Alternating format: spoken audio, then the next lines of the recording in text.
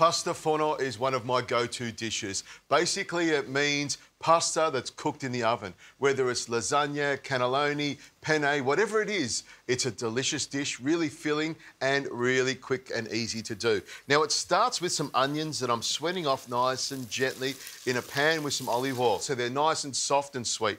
We want flavour, and the flavour comes from the sauce. Now, the sauce I'm making today is a lamb chilli sauce that's going to be delicious. I'll have some spinach in there and some cheese. You're going to love this one.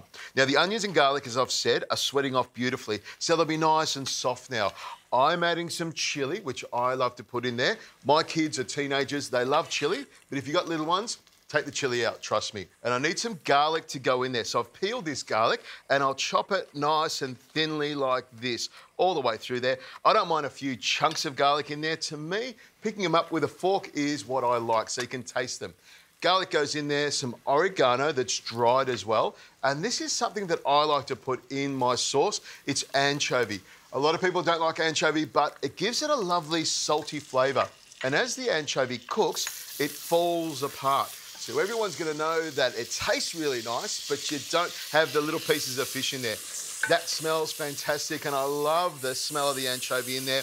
As it cooks, it'll fall apart and come together with the sauce. It will be delicious. Now, I've got some lamb here, some lamb mince. It's quite lean, which is what you want to get from your butcher or the supermarket. And as you put it in here, use a wooden spoon and break up those pieces. You want the meat to fall apart so it goes all the way through the pasta forno.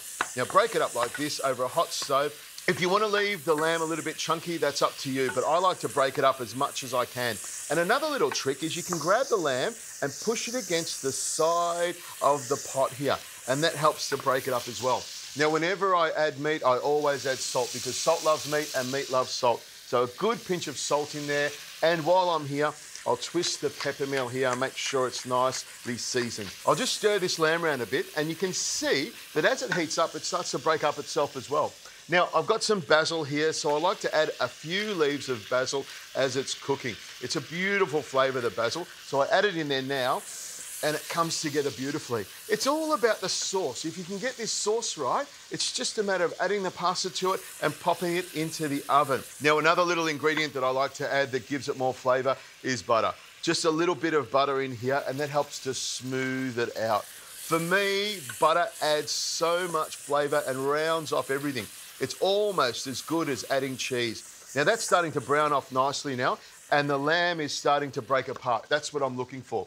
Now, at this stage here, I can add some red wine. About a cup of red wine goes in here, and you can see it's coming to the boil fairly quickly. Now, I love tomato, and I've got plenty of chopped tomato here. You can use tomato passata, whatever tomato you like. Now, some people like to thicken this up with tomato paste. Now, because I'm using dried pasta, I want the sauce to be quite wet. Dried pasta soaks up all the liquid, so a wet sauce means that your pasta forno will be fantastic. A couple of minutes here, and I'll show you how to finish this off.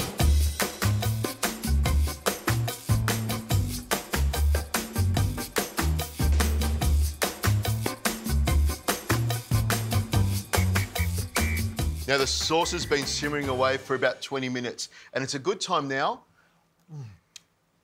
to have a little taste. That tastes good. You want to make sure that the sauce is tasting beautiful before you go any further. If it needs a little bit of seasoning, now is the time to do it. If it needs to be thinned out a little bit, now's the time to do it. Now, that's ready to go. I've thrown in a little bit of basil. That's going to freshen it up perfectly. Now we need to layer it up. Now, when you're using dried pasta, you need to make sure you've got a good layer of sauce on the bottom.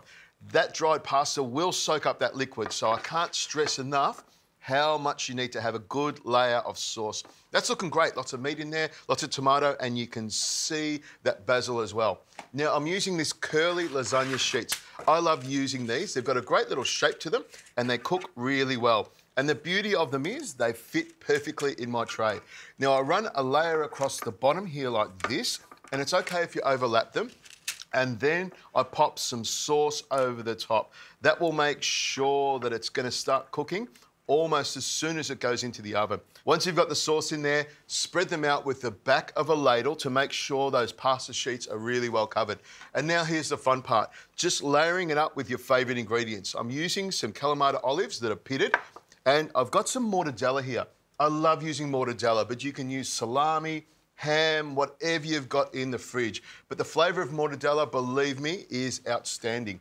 Layer it on like that, and then some cheese. I've got some feta cheese as well, and I just crumble a few pieces over the top here.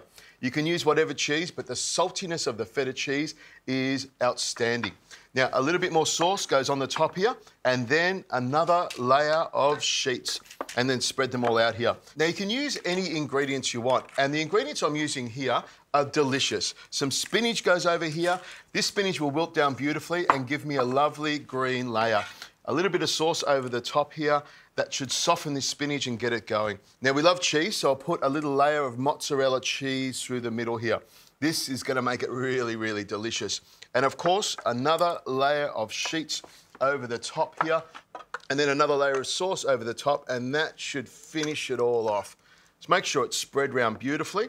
And then, of course, it's not a pasta forno unless it's got cheese on the top. So I'll grab some of this mozzarella over here, sprinkle it over here, and that will brown off beautifully. A little bit of Parmesan over the top. That gives it a lovely flavour, and it will brown up beautifully. Now, this will go into an oven that's preheated at 180 degrees Celsius. It'll take about 35 to 45 minutes. It'll be cooked to perfection.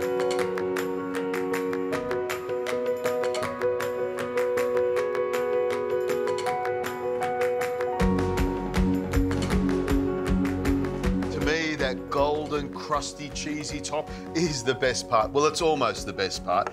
Now, with a knife, sharp knife, I just cut through the pasta. That way you can get a really nice, even portion straight out. And look at that. Just loosen it off around the side so it comes out nice and neatly, and then underneath like that. 1, 2, 3, there it goes. Oh, that looks fantastic. Now, of course, it looks great, but does it taste great? That's the question. To me, the proof is in the tasting of the pudding. So here we go. Not that it's pudding, it's pasta forno. The cheese, the tomato, the lamb, the mortadella, all the flavours are mixed in together. That's a really simple dish and a really easy one to try at home.